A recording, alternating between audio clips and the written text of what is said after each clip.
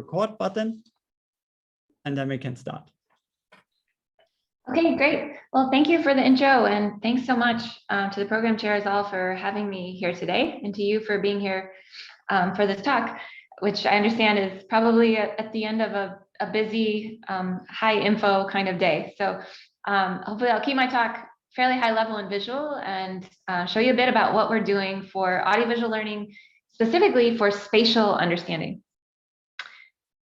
So the context for this kind of work is within embodied AI. So we're interested in perception that's strongly linked to the action of an agent in the world.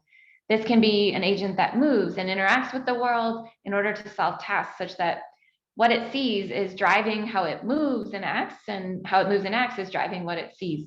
So very dynamic and kind of decision-making setting for these agents. Now, specifically, I'm going to start by motivating this work on sound for spatial understanding through tasks in navigation.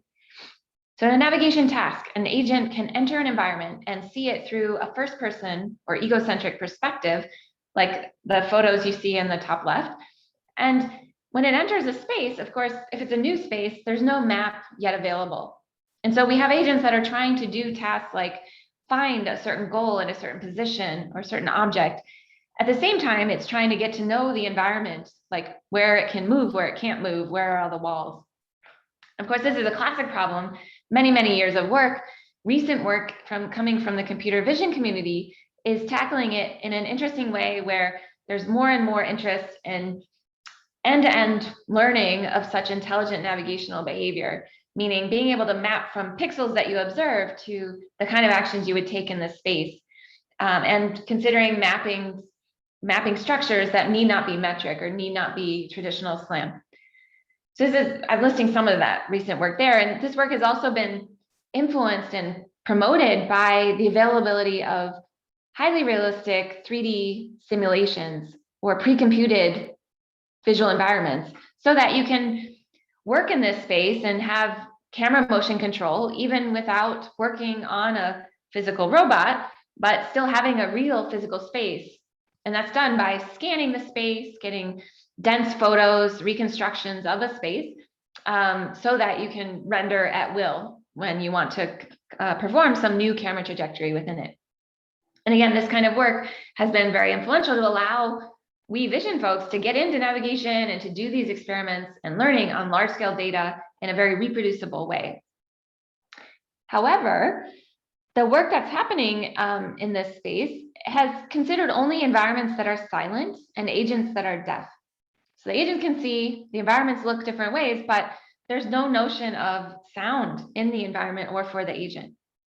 And this is what the talk's about, is trying to, first of all, bring in that sound and then explore what we can do with it. So what happens when you have agents in 3D spaces who can also hear?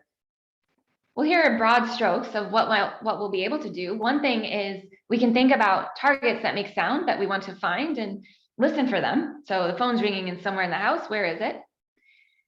Sound will also reveal activity or events that might have visual characteristics, but also have some signature sounds with them. Similarly, objects and their semantics will be suggested to us if we can listen, and even before we might see them. So for example, if I'm downstairs and I hear water running in this environment that I haven't mapped yet, then it would tell me that sounds like a sink is up there, maybe there's a bathroom. And finally, sound itself at the core is going to reveal things about the geometry of the space and the materials that compose it. So you can think of this as a rough index for a number of things I'm going to show in this talk today, looking at how we can leverage sound and vision together in order to be smart about moving in environments, listening to and understanding the meaning of objects and their semantics, and even mapping to the level of exploiting the geometry and material info in sound. Since much of what I'll talk about is about spatial effects of sound, let me describe kind of two key factors of sound that we need to model, or that will cause exactly what we hear given where we are in an environment. One is the geometry of the space and the factors in the environment itself, like the geometry, but also the materials. And so we know that these, together with where our camera and microphones sit with respect to the sound making objects in the world, are going to drive what's revealed in the spatial sensing. On the flip side, there's the body of the agent. So we agents have 2 ears. We receive what's called binaural sound for our 2 ears. And this is significant because it means we can detect things like the slight time delay when a sound reaches one ear versus the other, or the fact that it's more intense and loud in one ear than the other, such that we can use those to understand the position of the thing in the world that's making that sound. And of course, our agents can do the same with microphones or microphone arrays of their own. Okay, so we have the environment, its geometry affecting sound that will be there. We have our bodies and our microphones that are reflecting or affecting how we will interpret and be able to interpret that sound. So that brings us to the first contribution I want to mention from in this work, which is going to get us going. And this is a simulation platform that will make our environments no longer silent. So I mentioned influential works like Matterport 3D and Replica, in particular, that have provided visually realistic image-based scans of environments that allow us to place cameras at will and sample new views so that you can have an agent moving in the space. Now, to accompany that, what SoundSpaces, our platform, provides is the ability to render also the sound at any position in the environment. And it's acoustically realistic sound rendered using state-of-the-art methods with bidirectional ray tracing to respect the geometry and the materials, the source locations. And when you use SoundSpaces, you can inject any sounds that you like. So you provide a waveform and we can render that sound or multiple sounds at the positions you choose. So for example, if we had all these potential source and receiver locations shown in yellow, you could insert at one of them the sound that you wish to hear. Maybe it's the sound of the phone ringing. And now anywhere you place your camera and microphone in the environment, you'll receive the appropriate sound in terms of all the factors I just described. And we do this by providing pre-computed room impulse response functions for all possible pairings of source and receiver positions. And this will enable you to allow to inject multiple sound sources at once. So this is publicly available and is a good tool that will allow this similar kind of work with embodied agents now, not just that can see, but that can hear. Let me show you and show you some sound examples of what SoundSpaces does provide. This is for a Matterport 3D environment. You'll see the agent's egocentric view on the left-hand side. You'll see a top-down map of the full house on the right-hand side. And then you'll see the arrow moving as the camera moves within this space. And this is meant to portray a little bit, a taste, what SoundSpaces gives you. And to fully appreciate it, you'll have to listen to the clip from our website because you want to receive the left and right waveforms to your left and right ear, respectively, which you won't get as I present it here through Zoom, but you should hear certain objects getting louder as you move in the space. Let me show you an example.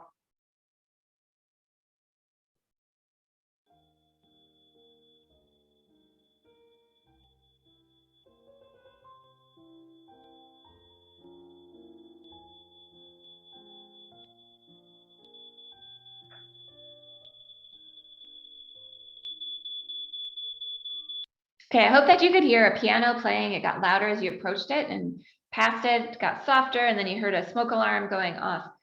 And again, the directionality of those sounds, as far as the piano being on your left, you can hear if you listen to the source.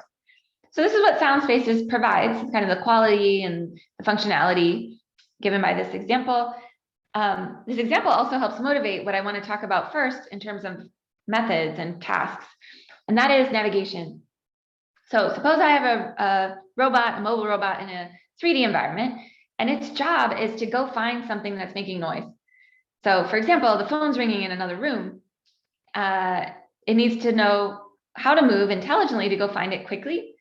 And furthermore, it needs to do so even in spite of the fact that this environment is not yet mapped. So we're still in this world where we simultaneously are solving a task at the same time we get to know where the walls and furniture are in the space. Now, as the right-hand picture conveys, sound is quite critical for this task because the source itself is identified by the sound it's making. Furthermore, it's going to give some longer horizon potential for smart action, because in this case, the sound is in a room that the agent's not within yet, but the sound will bleed out of that doorway and not the other one, so that the agent can know at this point, standing on the right-hand side of my picture, to enter the room, for example. That's just a qualitative hint of how this might be useful. Of course, we're going to have agents that learn just this kind of behavior. To do it, we construct a deep reinforcement learning approach. And so this is a reinforcement learning loop that's going to iterate between seeing and hearing what's happening now, choosing how to move, and then getting a reward during training for cases when that motion was smart and leading towards a goal. In particular, the inputs are vision, RGB, depth from the first person perspective, so what the agent sees in front of it, as well as egocentric audio, the sound from the left and right ear, here depicted as the input spectrograms. Optionally, we also could have some GPS sensing for the odometry of the agent. So these are the three inputs. We'll be learning representations on top of the audio and the visual. And then we have a reinforcement learning loop. Here we're using an actor-critic network. That's job is to keep accumulating these observations and then choosing intelligent actions at each time step. So the action sampler, this means it's going to have some dynamic choice about whether to go left, go right, go forward. And it'll choose this in a way, trying to get close to the target. At every choice of action, then the environment reacts, which just means if we choose to move forward, then we'll see something new and we'll hear something slightly different. And then this loop will continue. Right now, during training, the key thing is that we reward the agent for navigating efficiently. This, in our case, big reward if you get to the target, say where the phone is ringing, and incremental rewards as you go if you're getting closer. So in this loop, then, the agent will learn in an end-to-end manner how to sense from audio and vision in the world how to move to solve this navigation task. And we'll call this an audio goal task or an audio point goal task. Now, if we do not use the GPS, we can make this task even a little bit more challenging and put pressure on the audio to do the spatial sensing. And I'll come back to that in just a minute. All right, so we have a deep RL pipeline moving to hear the target and get there. So let me show you first an example navigation path of a baseline agent. This is an agent that can't hear, can see, it has GPS, and in fact, it even has direct information about the goal. So this baseline, we're saying the goal is at this displacement from your current starting position. Now you need to go find it. That's still not trivial because, you know, the agent hasn't mapped the space. It's going to start running into walls and figuring out what's where. And what happens in this case is, you know, the shortest path to the goal, which is this yellow square at the bottom, whereas the agent starts up here at the top with the blue square, is shown here in the pink. That would be the best way to go, but this baseline agent actually fails in this example. Why? There's really strong pressure for getting to the goal, given that known displacement of where it sits. And so this agent never really managed to exit the room to come out to find that object. And correspondingly, then that particular agent across many such environments and tests will give you this level of success of navigation performance, where the perfect performance would be 1. So you're seeing like 45 to 60 here. Now, if you add the ability to sense audio to this agent, now it can see, it has GPS, it can also hear. Then that sounding target is giving just the kind of cues I alluded to a minute ago about exiting the room to get to where the sound is emanating from. And in fact, it does succeed to get there in time, and the path is, you know, reasonably close to the shortest path. And I should say, you know, remember that all of these views are top-down views in the maps just for our communication, but the agent, what it sees is not the map, is the RGB egocentric view. Now with audio, then we do enhance this navigation performance quite a bit, giving the levels you see there in the chart. Great, so adding audio to our sensing is doing its job. It's able to learn how to exploit it to find that sounding target. How does it do it? Well, we can dig a little bit deeper by looking at the kind of features that get learned in connection with the navigation task for the audio stream. So here I'm just pulling out the CNN encoder output for the spectrograms and then doing a T-SNE projection, color-coded in 2 ways. The left one, it's color coded by distance to goal, which of course is not given to this agent. And the right, it's color coded according to angle to goal. So what we're looking for is to what extent do these colors cluster? And in the left, they cluster pretty well. So the red points are together, the blue points are together. This means that the encoding learned in the context of this navigation task by our agent is revealing something pretty direct about where the goal is, how far it is. And so by reading the audio, it's getting a direct signal about how far is the sound, and to some extent on the right, to what orientation is the sound. And this is cool because this was never supervised or trained explicitly. We're only rewarding for getting to the goal. But sure enough, these features, among other things, are going to encode for these important navigational properties. Now, let's make it a little bit harder. So what I showed you says that, yes, if you add audio, you're going to be able to solve this navigation task better, which, that's good, but it's also to be expected. If we can sense more richly, we should at least do as well, if not better. But now what happens if we corrupt the GPS sensing for these agents? So on the left to right, we're going from perfect GPS, which is what I showed so far, to more and more noise in the GPS input. Completely realistic to expect that this will be the real case. And what you see is that the baseline agent in green falls down, does much worse in navigation as the GPS starts to fail. The blue agent, the one I've been showing you from our model so far, succeeds. It does get hurt, but not nearly as much. And that's because it has that audio spatial sensing to fall back on, as opposed to purely relying on the odometry from GPS. So this is good. It's showing that audio is helping as a backup for spatial reasoning. And even better, I think, if we remove the GPS altogether and we just have an agent who is not told where the goal is in terms of displacement to itself, but is simply in the world listening for it and then trying to move to find it. That's this red dash line. This is what we call an audio goal agent, no point goal information. And you can see, of course, it doesn't matter if GPS is noisy, it's not actually using it. And it has a really healthy navigation success rate, nonetheless. So it suggests that there's room for audio to replace or nearly fill all the spatial sensing in these tasks that the GPS was providing. And as you can see, even if the audio is noisy, then it can still have a reasonably high success. So this is exciting, just a step towards using audio exactly for spatial sensing, trained in a task-oriented way together with the vision.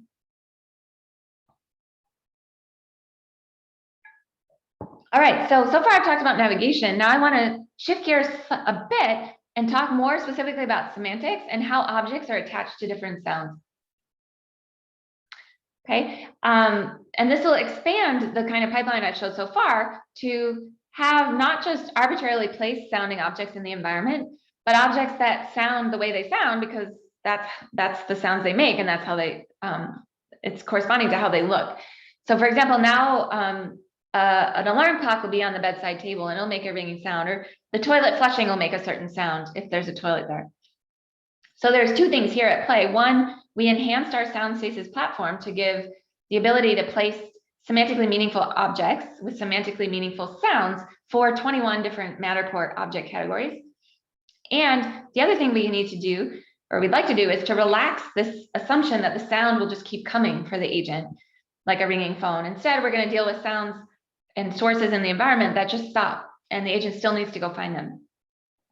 And actually, these two enhancements go hand in hand, because if I want to be able to go find something that is no longer making sound, I better have a good understanding of what the sound suggests I'm looking for, right? So if I'm hearing some water dripping and then it just stops, I should be able to use my visual prior and my expectation of where to find water dripping things to keep moving smartly in the space to go find it.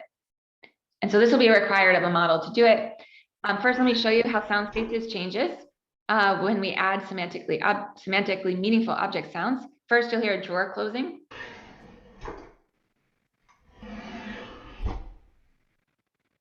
Okay, and that's attached to that chest of drawers in the environment. Next, you'll hear toilet flushing.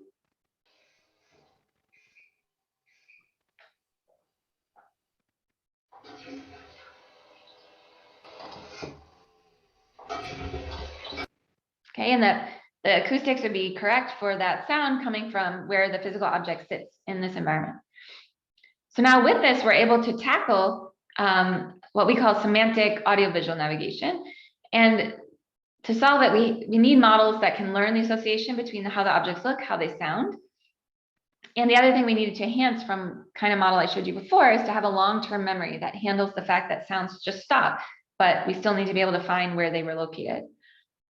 And this lets us build a model to do what I'm going to show you in my kind of cartoon here, where we're looking top down at an environment. Suppose the agent starts at position 1. Here's water dripping. Now, it might already have a location estimate from the sound of where it might be. From there, it'll make some motions, maybe moving towards where it seemed to be coming from. And now it becomes significant that it's water dripping, because if the agent understands that water drips come from sinks or showers, that's what then it should start looking for in the environment. It should even start looking for rooms that are contextually relevant for those objects.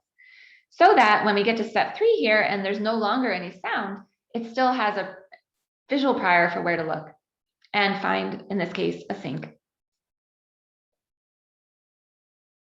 Okay, so I'm not getting into the model details, but it has the 2 elements that I highlighted on the top and allows us to have this meaningful search for an object using the tight link between object sound and how they look. And when we've done this, this approach, savvy semantic audiovisual navigation, we get the results you see here for navigation compared to what I showed you before, which is now in yellow in these charts, as well as ongoing work from us and others on the AV navigation task. And we can see this strong improvement showing some encouraging results. Meanwhile, it remains difficult to generalize completely to unheard sounds. We're always generalizing to unseen environments with sounds that are newly emitted in there, but the unheard sounds presents an ongoing challenge. Okay, so I've talked about navigation thus far and agents that move intelligently based on what they see and what they hear. I want to keep this thread going, but shift to not a navigation task, but a task where we really care about certain sounds more than others. So there's a noisy environment, there's multiple sounds going on. We care about hearing only one of them at a time. And I'm going to treat this problem in 2 ways. I want to discuss it first in a passive setting, and then I'll show you our latest, bringing this into the active and embodied setting. So a good use case to think of for what's called audio source separation is the so-called cocktail party problem. So we humans are great at being in a busy environment, many sounds going on, like a cocktail party, but we can still direct our attention and hear the voice that we care about in a conversation. So we're doing this by doing some sort of isolation of their voice among all the other voices that are coming at us at once. Now, this leads me to motivate, related to what I said before, where semantics of objects could help us understand a prior for what we're listening for. We're going to use that idea here, but in a very different way for source separation. So here I have a quiz for you for fun. So let me play a voice and you try to guess which of these faces might have made that voice. Here's one. Alors bon, moi je suis une novice, hein, pour le coup, j'ai jamais vu ça concrètement, mais c'est 2 mois. Okay, so you could perhaps guess that among these 5 faces, that speaker was face number 2. Maybe that's one of the easier ones for what I'm showing here. She was the only woman in this lineup. Let me show you one more. People being cool, and you can see that in daily life. Okay, so do you have a guess maybe about who that speaker was? The one I was playing was face number 4. Now, if you could guess these things, why is it even possible? I don't expect you to necessarily know these people, but you can hear the voice and have a certain visual prior because of factors like age, gender, race, body shape, which affects how the voice is produced. And this is well known to be something useful for learning cross-modal embeddings between face appearance and voice sound. In fact, a good amount of work recently has leveraged this association in order to do person identification. So what this has to do with our task, which is selectively hearing in the environment, is this. What we care about is being able to do audiovisual speech separation, to listen to mixed audio and come out with separated sound tracks for one speaker at a time, or just the one we're trying to listen to.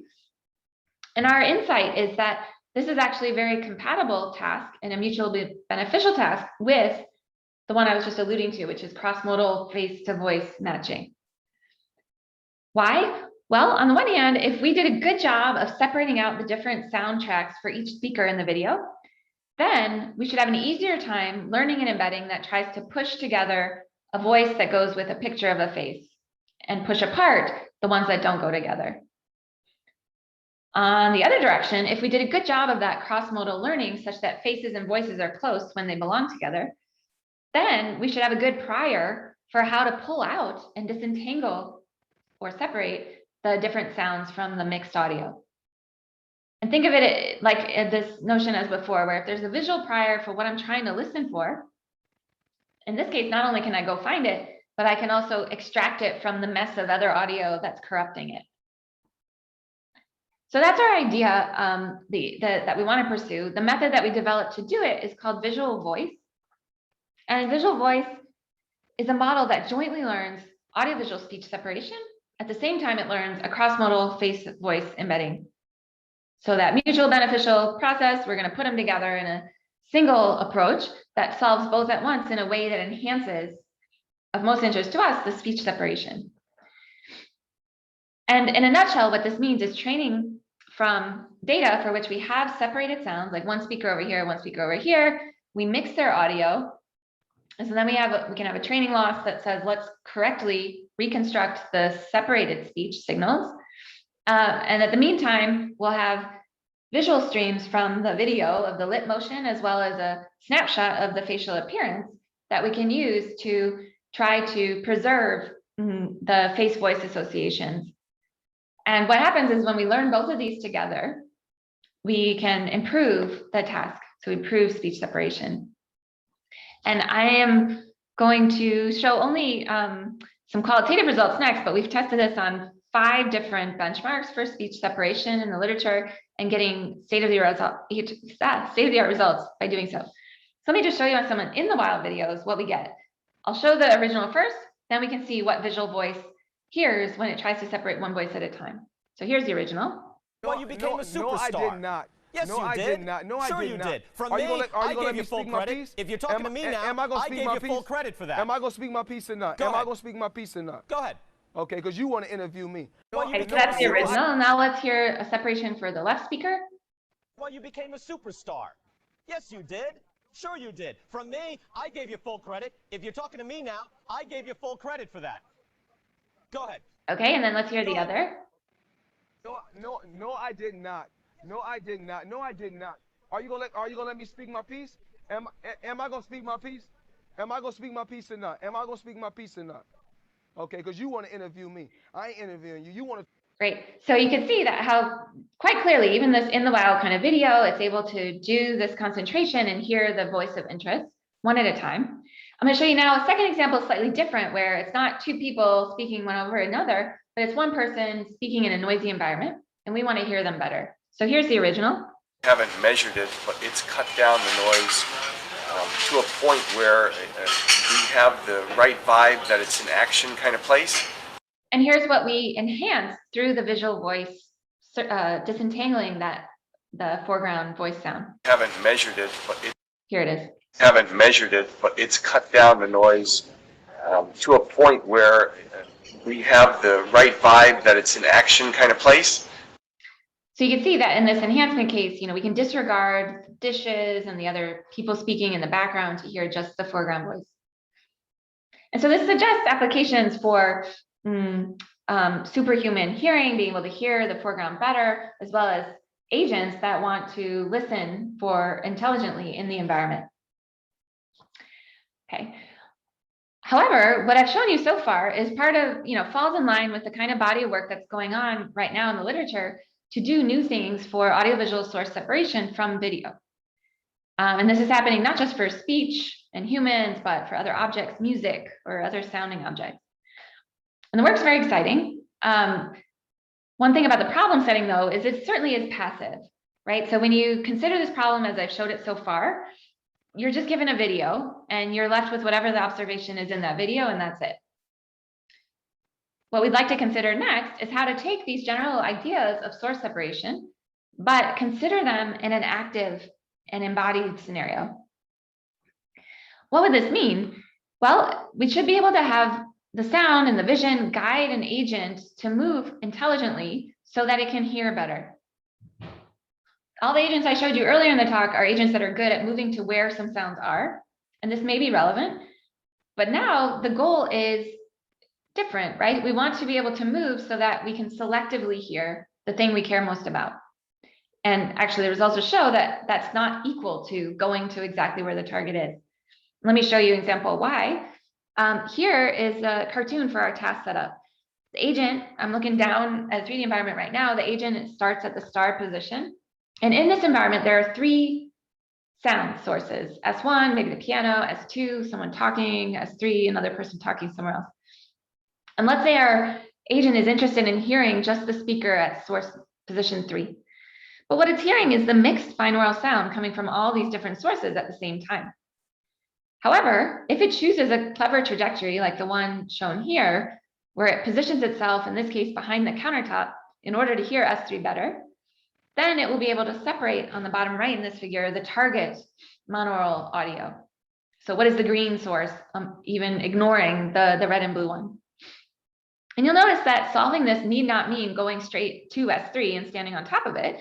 In fact, in this case, moving around to get away from S1 and S2, but still block some of their sounds behind this counter is the best way to hear S3. All right, so now you need an agent that's got a policy telling it how to move intelligently in that way. And we've trained a first such agent that we call move to hear. It's, again, going to take a deep reinforcement learning approach. So it'll get better and better in training by learning how to not get close to a target, but this time to separate a target sound. And it has 2 parts. So the one part is a separation network, and this will be a network training to do separation related to what I showed you a moment ago. But here from spatial sound input.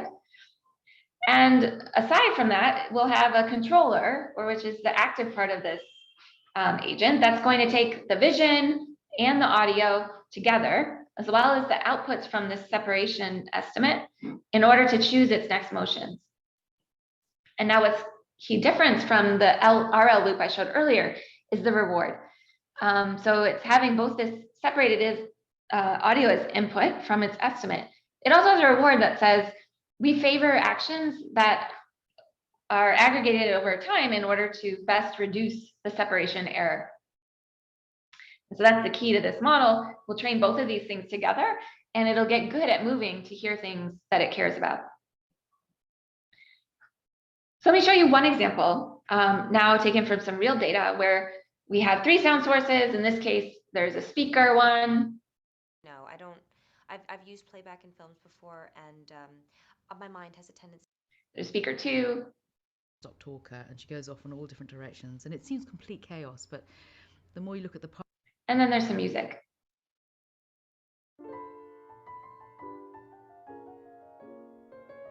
Okay, so we'll place all of those in here in this Matterport environment with SoundSpaces, put them in simultaneously. And now the agent will have the right-hand view, the egocentric view, and this mixed binaural sound. The center, I'm showing the top-down map. Just remember, the agent doesn't get this. We're just using it to see what does it do. And its job in this case is to find a place to go and move so that it can hear the target, which is S1. With the green circle. Now, again, what it hears is the mixed binaural sound. So at the starting point, this is what it gets. No, I don't. And she goes off in all different directions, and it seems complete chaos. But the more you look at the so now imagine this is a robot that came in the house and started at the position I'm showing and wants to listen to just that first speaker. And what happens is, under the policy we've trained, it starts to move in the space, leveraging what it sees and what it hears to find the sweet spots where separation is better. So it's starting to move through the space. It's passing source 2. It's going close to source 1, its target, and then it's moving actually a bit away from it. And the final position it takes is standing here at the bottom of the map, facing source number 1. And what it's done is really, it seems, if we read into what's happening from this policy execution, it seems that it's using this wall to block the effects of source number 3. It's also gone far away from source number 2. And finally, it's in a place where it can hear well source number 1. And here's what it separates as its output at the end of the episode. About the live singing was that it allowed for multi-camera shooting, which is my personal favorite way. Okay, so it's where it can hear well and disentangle what source 1 is saying, and that the ground truth for that would have been as follows. About the live singing was that it allowed for multi-camera shooting, which is my personal favorite way to. Great, so this is an agent now that can move to here. It's moving in the space intelligently so as to do separation.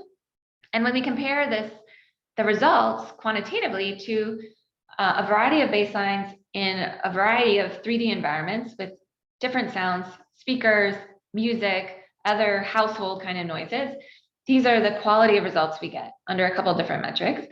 The baselines here are things that are passive, that just stand in place, or that at least rotate around to sample different acoustic inputs, or more intelligent baselines that compute the direction of arrival of the sound and try to go follow it, or navigation policies like novelty that try to explore the space and get many observations in the unmapped space by rewarding novelty.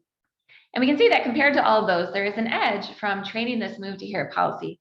And agents learn to be intelligent about how to disentangle the sound from all these distractors. Okay.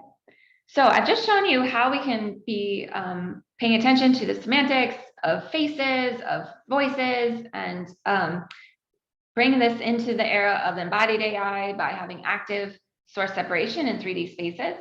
In the final bit of my talk, I want to zoom in on especially the geometry and materials of the space and how that can affect what we do for mapping and understanding the shape of a scene.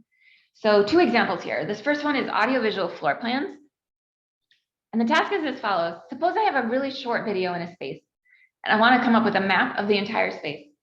So a short video in a house and I'll see parts of it, but I actually want the floor plan of the entire house. Now, in this example, I'm showing a camera trajectory with the blue cones.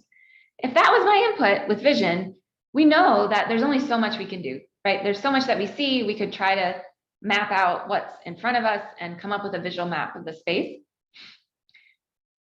But that's, somewhat limited because we're only seeing a little pocket of the entire house. But what if we're paying attention to the sound as well? If we have sound as part of the input to create this floor plan, we're going to get 2 things. One, we're going to get just that raw geometry because even though I haven't looked in a certain direction with my camera, the sound is bouncing around off of walls that are relatively nearer or farther to my camera, and I'll be able to sense something about that relative depth, and that will tell me something about the floor plan. Second thing is there's semantics on these sounds as well. So if I walk by, for example, a wall behind which there's a bathroom with a shower running, and I hear that shower, that'll give me a clue that, I can't see it, but I bet there's a bathroom there, and maybe I even have a prior now for the size of that room behind the wall. So that is our idea, is to leverage audiovisual sensing to do floor plan estimation, both for the geometric floor plan, saying where free space is and where walls are, as well as the semantic room map that says this one's the kitchen, this one's the bathroom. Okay, so we've set up a supervised task to do this with multimodal approach, with learning to target the desired map outputs and extrapolate them based on what we sense in these very short videos. And what it does for us is to really expand what we could sense using vision alone. So again, in this example, the orange cones are the camera positions. And if you just did the very reasonable thing of sensing the depth, projecting to the ground plane, you would get a visual map that covers the cyan region.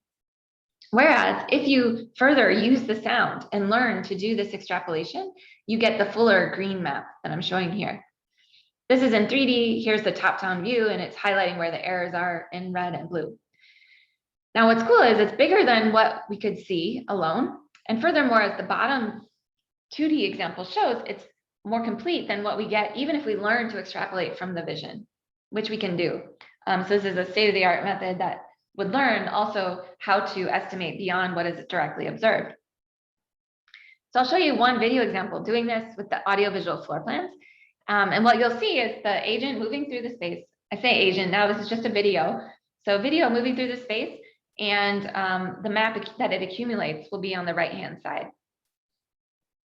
And what you'll see is that as it hears household noises, it starts to accumulate a bigger map than what it could do with its vision alone.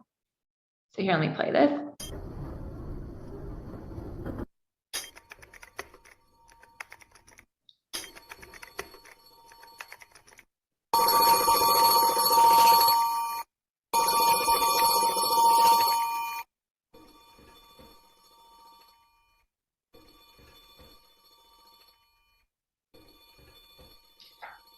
Okay, so you heard this kind of noisy household. There's someone knocking on the door. There's a phone ringing. There's some typing at a keyboard in an office. And as that short video played out, we sketched out through the model the full green map that you're seeing on the right-hand side. And again, the baseline visible interior is limited to just the cyan part. Okay, so in short, audio lets you see behind yourself. And this can be a big win for doing mapping, especially if you have limited visual observations. Now, the last part of this talk, I want to show you one more example that continues on this direction of being able to sense spatially through sound, in particular for mapping and for, in this case, depth understanding of the scene. But I'm going to flip one thing, which is so far I've been often talking about agents and cameras and microphones that listen to what's happening in the space, such as a goal making a sound.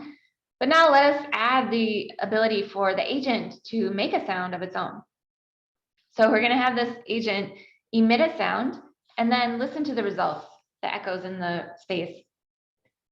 These echoes will be very rich for the geometry, and that's what we want to leverage in this VisualEchoes work. We're interested in particular to understand the things like the depth in the environment.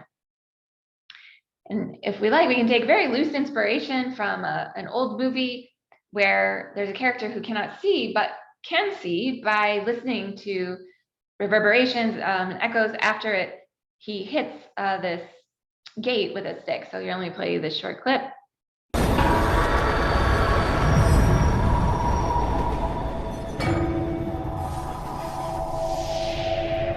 Okay, so there's a sensing of the shape of the scene and where things are by the results of those echoes. And we know people, animals can do this kind of echolocation sensing. So let us take that notion and use it for, here, a self-supervised image feature learning approach. So the idea we have is to learn an image representation through echolocation. And because audio is so valuable for spatial sensing, we're going to look to how this can benefit spatial tasks downstream, like depth prediction, surface normals, and even visual navigation, like we started with. And I'm going to show you the objective in a minute, but this is going to be a self-supervised approach where we train not with manual labels, but from the signal itself. And there's lots of great self-supervised work going on. What's going to be kind of distinctive about this one is that it's not piles of canned data. This is going to be the agent essentially interacting with the world through emitting sounds in order to learn about it. So you can think of this as supervision from acoustic interaction with the physical world. So I'm going to tell you then first, how do we get the training data for it?